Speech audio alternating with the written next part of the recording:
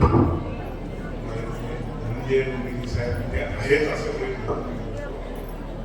या कार्यक्रमासाठी उपस्थित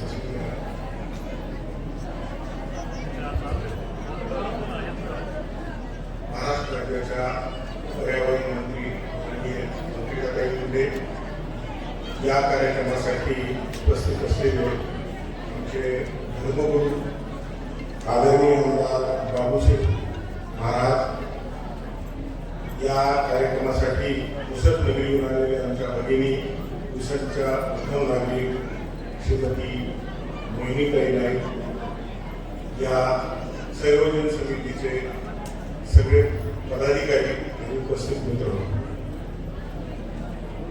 अनेकांनी अनेक प्रश्न उपस्थित केले, पण मूळ प्रश्न असा आहे की आपण जयंती का साजरी करतो? आदरणीय वसंतराव नाईक साहेबांची जयंती आपण साजरी करतो, ज्या पुरुषांनी तुम्हाला मुख्य प्रवाहात आणली त्यांची आठवण काढण्यासाठी आपण जयंती करतो. पण दुःखाची गोष्ट अशी आहे की त्या वाक्याने एकही शब्द उच्चारला नाही, याला कृतज्ञपणा म्हणतात. जो समाज आपला मूळ विसरतो त्या समाजाला कुठलंही भवितव्य इतिहास राहत नाही, हे विसरून ठेवा. तुमची एकच ओळख आहे ती फक्त वसंतराव नाईक. आदरणीय नाईक साहेब नसते तर मी आज इथे नसतो, आपणही इथे नसता, मी सुद्धा तुमच्या सरकार ऊसतोड्या कामगार राहिलो असतो. पण तिथे जमीन किती असते हे फक्त आणि फक्त वसंतराव नाईक साहेबांची देण. या महामानवाने आमच्या भटक्या समाजाला मुख्य प्रवाहात आणले. काही साहेब आपल्याला माहिती आहे की नाही मला माहित नाही, पण बंजारा समाजाने स्वातंत्र्यापूर्वीही अगदी इतिहास काळात पण या देशासाठी खूप सोसलेला आहे, लढाया केलेल्या आहेत.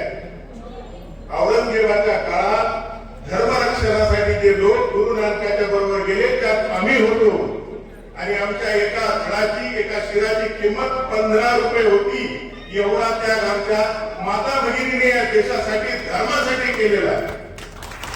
1947 च्या पूर्वी ज्यावेळेला सेटलमेंट ऍक्ट आला, आम्हाला गुन्हेगार ठरवण्यात आलं. का ठरवण्यात आलं तर आम्ही सगळे व्यापारी होतो, व्यापार करत होतो, आणि या इंग्रजांनी रेल्वे आणली, चांगलीच गोष्ट आहे.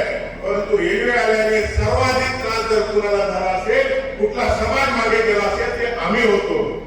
आणि तेवढ्यावरच इंग्रज थांबले नाही, त्यांनी सेटलमेंट ऍक्ट खाली आम्हाला गुन्हेगार ठरवलं, आणि एका गावाहून दुसऱ्या गावाला जाण्यासाठी तुम्हाला विजा पारपत्र घ्यावा लागेल अशा पद्धतीचा कायदा केला.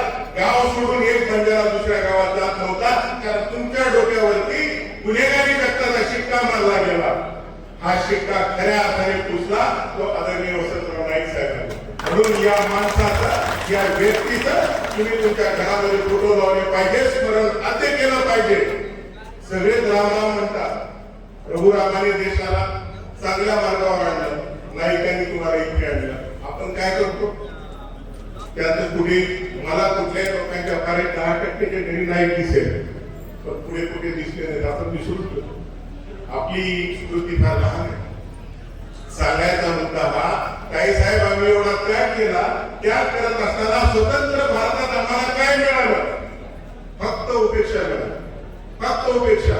देशाच्या 35 राज्यांमध्ये आम्ही 35 नावाने ओळखल्या जातो. एकच माणूस आहे, एकच जात आहे, आम्ही परस्पर एकमेकाचे नातेवाईक आहोत, आमचे नातेसंबंध होतात, पण आम्हाला एका नावाने ओळखलं जात नाही. ही खरी शोकांतिक आहे. आम्ही कुठे एससी आहोत, कुठे एसटी आहोत, कुठे ओबीसी आहोत, कुठे बीजेपी आहोत, अन्य कारणात कुठे ओपन आहोत, सांगत नाही, सांगता येत नाही, इतके तुकडे झालेले. माझी अशी विनंती आहे काही साहेब, आपण जबाबदार नेते आहात, महाराष्ट्रामध्ये आपण वजनदार मंत्री आहात, केंद्रात पण आपलं चालतं. माझी वैयक्तिकरित्या समाजाच्या वतीने आपल्याला एक विनंती आहे, जो काही अहवाल शासनाचा येणार आहे तो येऊ द्या, लवकर घ्या, आणि महाराष्ट्राच्या विधानसभेत परत एकदा ठराव पास करा. जोपर्यंत हा ठराव पास होत नाही तोपर्यंत तुमच्या आरक्षणाचे मार्ग मोकळे होत नाही. उगीच कोणी म्हणेल की मला आरक्षण वेळेत दिले, असं दिलं गेलं होत नाही. कायद्याने लढायला शिका, कायद्याने मागायला शिका, कारण आपणही या देशाचे नागरिक आहोत. मी सुद्धा, प्रत्येक लोक आपल्या जातीसाठी लढतात, हे चुकीच आहे. सगळ्यांनी सगळ्यासाठी लढलं पाहिजे असं माझं मत आहे. पण आता वेळ अशी आलेली की तुम्ही तुमच्या जातीचे प्रश्न मांडले पाहिजे. ही परिस्थिती आहे. म्हणून आपल्या समोर अल्प हा परिणाम आहे. नाईक साहेबांनी सुद्धा 1968 साली असा ठराव पास केला होता, पण दुर्दैवाने केंद्रात तो पारित होऊ शकला नाही. त्यामुळे आता आपण अभ्यासासह तो ठराव करावा, पारित करून घ्यावा. हा समाज आपल्याला तुम्ही असेपर्यंत तुमच्या पुढच्या 4 पिढ्याला विसरणार नाही. फक्त एवढी एक मेहरबानी आपण करावी, एवढी सगळ्या समाजाची विनंती करतो. पण आता याचा प्रश्न तुमचा माझा आपण प्रश्न अभी ये बात येने साथ तमाशा बोलू आपण काय करायचा शाळा एकेरे इथे कुठे साठा करून जावा. सर्वात महत्वाची गोष्ट अशी आहे, आमचा समाज शिकत नाही, शाळा सोडून दिली.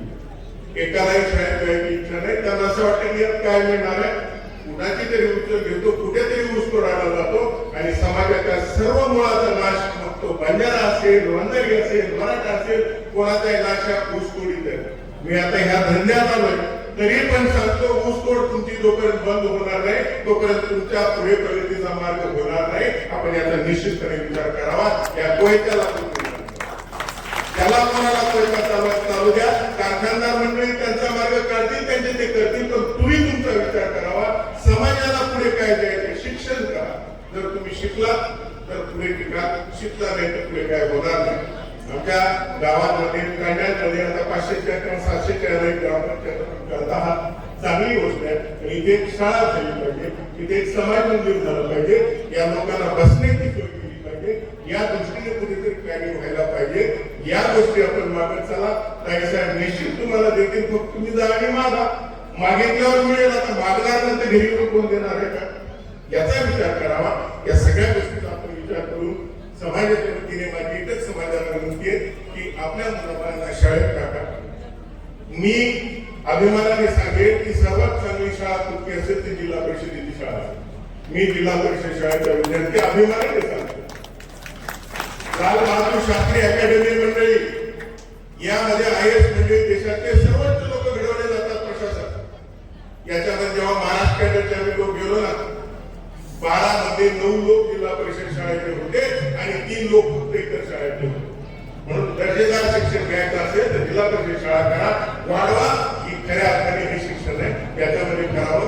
शासनाला ताईंनी विनंती करावी की जे काही शाळेत बाकी पीक वाढलेलं आहे हे पीक बंद करावं किंवा त्याला रिटेन करावं आणि आपल्या ज्या सरकारी शाळा आहेत त्या चालवल्या पाहिजेत. दुसरा एक प्रश्न काय साहेब, आमच्याकडे आरोग्याचा फार मोठा प्रश्न. शासनाने शिक्षण आणि आरोग्य ह्या 2 गोष्टी लोकांना माफक प्रमाणात द्याव्या. तेवढं जर केलं तर हे लोक आपल्या मार्गाने जातील, उत्पन्न करतील, कमवतील, काय करायचं ते करतील. एवढ्या गोष्टीवर आपल्या शासनाने भर द्यावा एवढी मी आपल्याला विनंती करतो आणि थांबतो. जय हिंद, जय भारत. धन्यवाद.